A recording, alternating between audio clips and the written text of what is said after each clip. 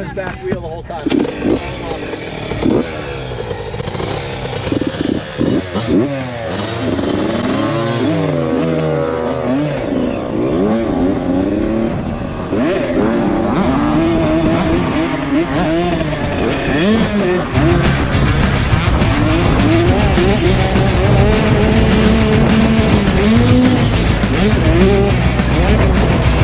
We got 129 Carson Jackson over here. 96. Sheesh, dude.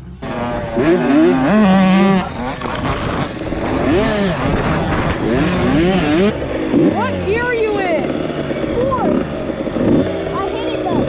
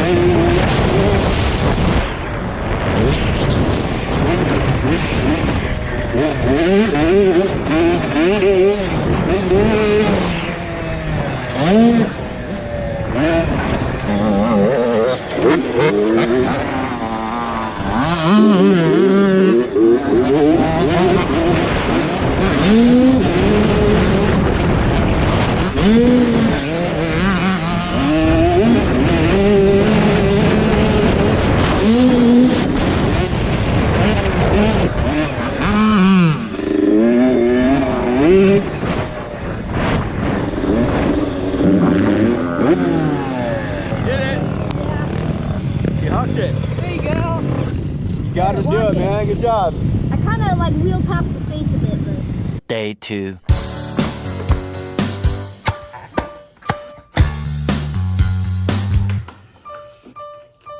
Hey guys, what's up? So as you can see outside, it is a beautiful day. It is a lovely day, a great day to go to the track and be riding, but unfortunately, we're here working on Mason's bike. So before we get into me trying to figure out what's going on, just a little disclaimer, I'm not a professional mechanic. I don't claim to be an expert at working on bikes, maintaining bikes, relationships, raising kids, or anything like that. These videos are pretty much just for entertainment value. So don't take anything I say or do as recommended for you. But here's what's going on. Mason's bike will start and it bogs out and dies.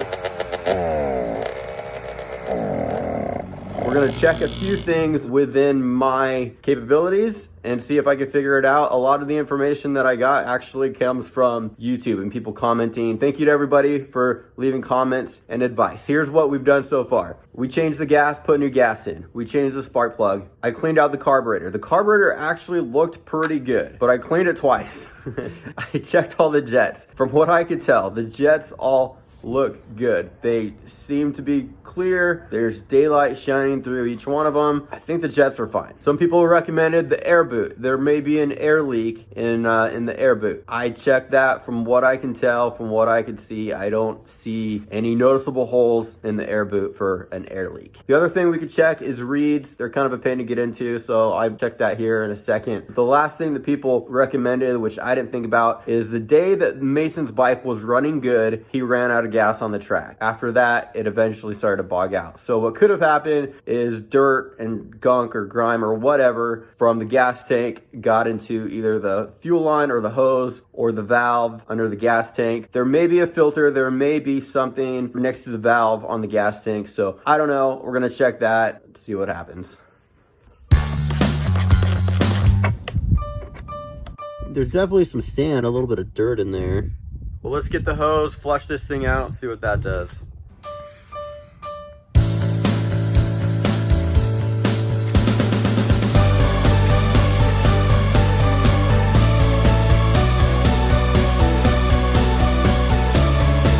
said, there's a little bit of sand on the valve filter, not much, but I cleaned that off, flushed out the hose. I'm just gonna let the water in the gas tank evaporate a little bit, so let's go check the reads.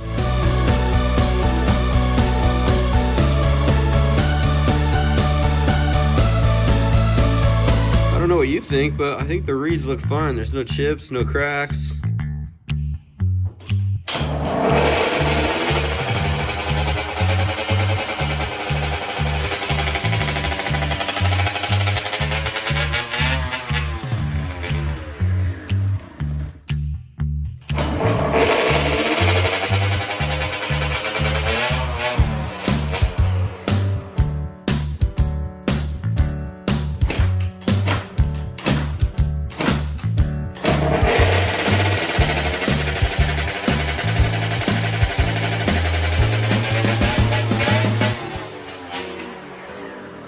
I was optimistic. I hoped that it might have been fixed, but it'll start and then it kicks up into rev and then it dies. Safely. Well, I just threw in the towel, guys. I spent 2 days trying my best, working on this bike, trying everything I could to figure it out. And I think it was finally time to put it in the hands of a professional. So I just dropped the bike off at On Tap Racing, and Andy's gonna take a look at it, figure out what needs to be done. It may be time to do an overhaul on the bike and just put a new top end and new clutch in it anyways, but we'll see what he says. It's kind of a crazy time right now, guys, and I'm sure everybody's well aware, but with the coronavirus, schools are shutting down, businesses are shutting down, races are shutting down, and it's kind of just been, it's just a weird time. Kind of like the lighting. Lighting's weird too. There we go. It's just a weird time where I just don't know exactly what to do with the kids and with riding and racing. Like, I want to get a bike for me, obviously, but it's like, income is not guaranteed right now. How long is it before the economy is going to come back and work is going to stabilize for me? I don't know. Is it a good idea to buy a bike right now? And for the kids, we worked our hardest to get them as good and confident and capable on their bikes all winter long, so that when summertime hit and springtime and the race series started up, they'd be ready and they would be in a really good position to be successful this year. We were going to keep Mason on the 50 one more year, keep Luke on the 65 one more year, so that they could finish strong before they moved up to upper classes. And then now the races are canceled, the series are postponed, and it's like, do we even know when the tracks are going to start back up, when the series are going to start up again? So it's like, do we keep the kids down a class, or is this year just basically shot and let's just move on and start preparing for next year? Should I move Luke up to an 85? Put Mason on the 65. He rode the 65 2 days ago, and I was pretty impressed. Like, for his first time, he did really well. It took him like a half a lap to kind of get used to it, and then it was on. And maybe instead of getting me a bike, maybe we should get an 85 that's like a family bike, or a 150. And Lillian could ride it, and Luke could ride it, and I could ride it. And when Luke's riding the 85 or the 150, Mason could ride the 65. Maybe that would be a better purchase. Maybe that would give us more bang for our buck right now.